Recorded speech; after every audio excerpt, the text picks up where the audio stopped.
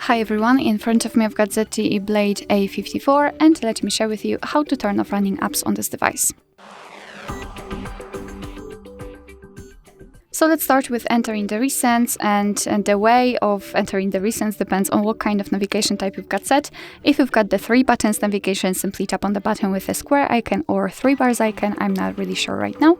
And if you've got the gesture, simply swipe your finger from the bottom to the center of your device, like that, and there you've got the recents.